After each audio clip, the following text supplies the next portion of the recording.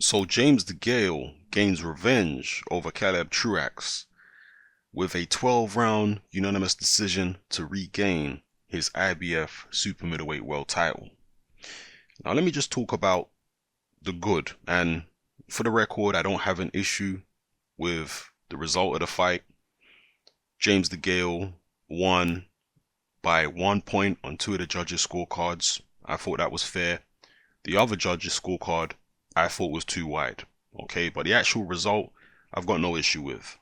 So let me talk about the good in terms of what James Degale did. I mean, before I get into that, actually, I have to say it was quite a poor fight.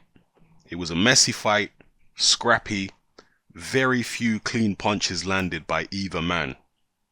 This was not like the first fight, okay?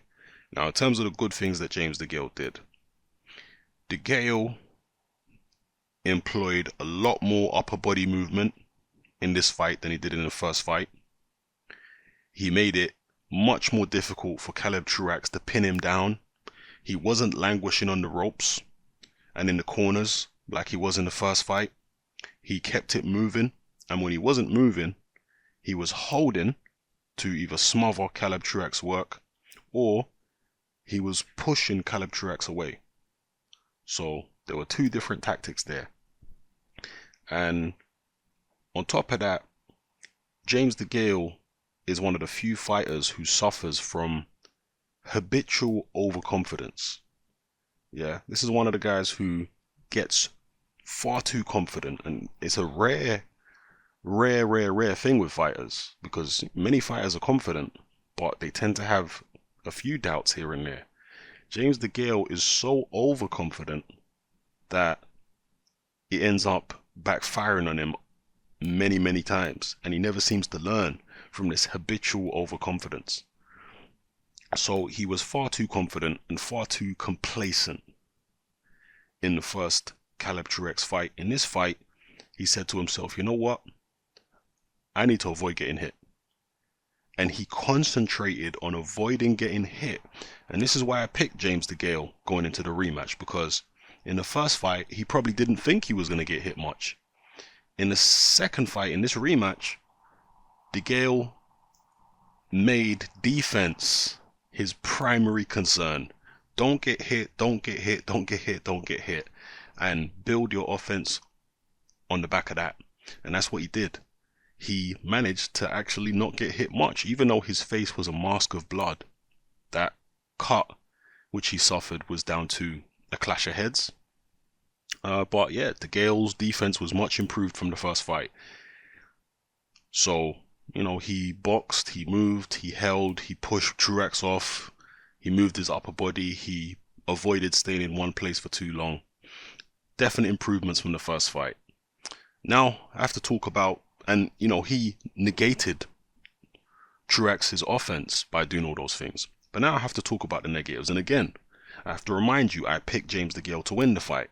Yeah, in my prediction video, I said I'm taking Degale to win on points, but I don't think it's going to be easy. It's probably going to be a tough fight. That's basically what I said in my prediction video. So remember, I'm not somebody here who's trying to defend a prediction that went wrong. That's not what I'm trying to do, okay? Because I picked the exact result that we got. So understand that when I'm criticizing James Degale now, I'm doing so to be objective. Yeah? First of all, my first criticism of James Degale, which is my biggest criticism in this fight, was that he fought an extremely dirty fight. He deliberately headbutted Caleb Truax on several occasions in the first few rounds, and he was very lucky that the referee only deducted 1 point. The referee actually deducted a point from James Degale for pushing Truax off, and he kept doing that throughout the fight, and that is an illegal tactic. But he was very lucky to not have had more points deducted for the blatant headbutts, okay, and also the excessive holding, because he was holding constantly. I mean, Truax couldn't do anything on the inside most of the time because Degale was all over him like an octopus. excessive holding is illegal. You're not allowed to excessively hold, people. I don't know how many people realize this. Excessive holding is illegal in a boxing ring, and that's what James Degale was doing. He was holding excessively in the fight. Those excessive fouls played into, allowed James Degale to win the fight. They shut down Truax's offense. And first of all, the headbutts, right? I think James Degale was deliberately headbutting Caleb Truax to try and keep Truax honest. I think he felt like, okay, I couldn't hurt Truax in the first fight. I don't think I can hurt him here. So if my punches can't keep him honest, maybe my headbutts can. He was trying to hit Truax with something that would intimidate him, that would keep him off. And those were headbutts. That's my view. Really cynical tactics by James Degale. But that's what he went for. Now, he was a lot more sneaky with his headbutts than somebody like a Vladimir Klitschko, for example, when he blatantly thrust his head into Tyson Fury's face, Victor Ortiz style.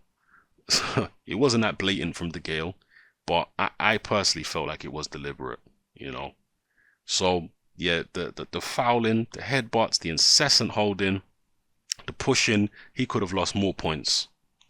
And really should have lost more points for those kind of infringements. And again, James Degale's punching power really, he's had fights like against Andre Dirrell where he dropped Dirrell heavily, and he's had some other fights earlier on in his career where his punching power seemed quite decent. But in his last few fights, and even against Badou Jack, he dropped him. It was a flash knockdown. He still dropped him. And not many people have dropped Badou Jack. George Groves didn't do it, and George Groves is a bigger puncher than James Degale. So Degale can be sneaky sometimes, and he has enough power if he's sneaky and catches you off guard, where he can, catch you off balance, drop you, stun you, or whatever. But I think his lack of punching power and his lack of maybe physical strength are a problem, because I've seen James Degale physically bullied by many fighters over the years.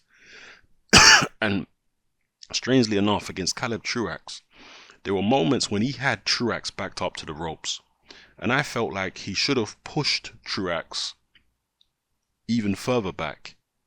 He was already near the ropes, but he should have kept him on the back foot basically and attacked Truax in those moments. But he didn't. When he had Truax in a position where he could have pushed Truax back and fully attacked him, he jumped back and himself moved backwards almost to the ropes and then would spin away. And I just didn't understand it. Why didn't he attack Truax? Why didn't he go for it? Was he just worried about being countered, or I don't know what it was. Maybe it is just his lack of physical strength, or maybe it's just out of habit. I don't know what it is, but there were moments there where I felt like Truax was frustrated enough and tired enough where Degale could have got off some serious attacks when he had Truax on the back foot. And Truax is nowhere near as effective on the back foot as he is coming forward.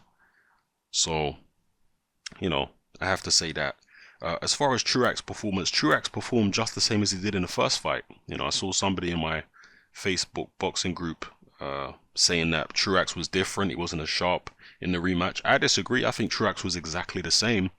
It's just that James Degale made adjustments. Some of the adjustments he made were legitimate. He stayed off the ropes for the most part. He moved a lot more. He moved his upper body a lot more. Those were legitimate adjustments that made it more difficult for Truax to land. And then he made some illegitimate, illegal adjustments, which were the headbutts, the excessive holding, and the pushing. But again, one of the reasons I picked Degale to win the rematch is because he knew what to expect in the rematch. He had taken Caleb Truax's best. He knew what Truax was all about. He knew he was a guy who would come forward relentlessly. And he was prepared for all that. So again, as I said earlier, Degale focused his mind on not getting hit in this fight. That was his primary focus. Don't get hit, don't get hit, don't get hit. And for the most part, he didn't. But then again, neither did Truax. Truax didn't get hit with that many clean shots either. Neither of them did. So there was a bit of an optical illusion watching the fight because Degale was bleeding. I think Truax had some cuts, but those were all from clashes of heads and stuff like that. They were not coming from punches. You know, in terms of facial damage from punches, neither guy got any real facial damage from punches. There was very few clean, effective punches landed, but the few clean shots that did land, that I remember, the more memorable ones, were coming from James Degale. So again, I can't argue with the decision. I thought the decision was, fair. Certainly the two judges who had it, Degale winning by a round, I thought that was fair. But the third judge, that was too wide. And also the referee, very, very lenient on Degale. And I have to imagine that politics played a part there. I know it was a Mayweather promotions show, and Truax is a Mayweather promoted fighter. But I don't know, man. I don't think the politics of boxing are always as straightforward as they seem on the surface. Because to me, we have to remember, both James Degale and Caleb Truax are Al Heyman fighters. Yeah, let's remember that. And to me, I don't know, the politics was in favor of James Degale, in my view, when it came to that referee. And maybe even the first judge, sorry. The other two judges, cool. The first judge, that was in favor of James Degale a little too much for my liking, and the ref. So let me know what you feel in the comment section below. Also, what do you think James Degale should do now? Even though James Degale scraped a win, again, that's what I felt he would do if he won the fight. I think I mentioned that in my pre-fight, that he'd scrape a win, he'd scrape through, which is what he has done. I personally think he needs to cash out because he's not looking good. Let's be real. He's not looking good. I think he's had a hell of a lot of hard fights. I think he needs to go for the biggest money fight against Groves as soon as possible, the winner of the World Boxing Super Series, and then maybe call it a day. He's talking about carrying on for a few years. I don't see him carrying on as a champion for a few years. He takes far too much punishment. I mean, in this fight, he didn't take too much punishment. Let's not get it twisted. But Caleb Truax is a career middleweight. He's not a big guy like a Badu Jack or a George Groves or any of these guys. Or a Ramirez or, any of these big super middleweights. So, I think he should just cash out against Groves as quickly as possible if Groves wins the World Boxing Super Series. Even if Groves don't win the World Boxing Super Series, I think that's the way Degale should go. But that's just one man's opinion.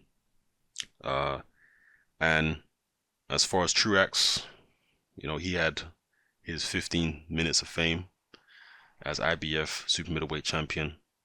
He's a blue collar fighter, a fighter who wasn't groomed for stardom, who wasn't groomed for success. He was only ever supposed to be an opponent. And you do kind of feel for guys like Caleb Truax because the politics are always against them, and what have you. The officials, the judges, and whatnot are often against them. So you do feel for guys like him. But as I say, I can't argue with the decision, given the fact that the referee didn't deduct more points.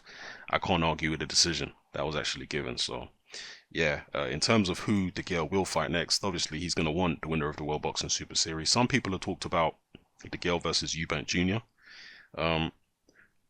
I think I'll do a separate video about Eubank Jr. because I think it's a lot deeper than Eubank Jr. just lacking technical ability at the highest level. I think it's a lot deeper than that. I don't think technical ability alone is the problem for Eubank Jr. I think a lot of it is mental as well.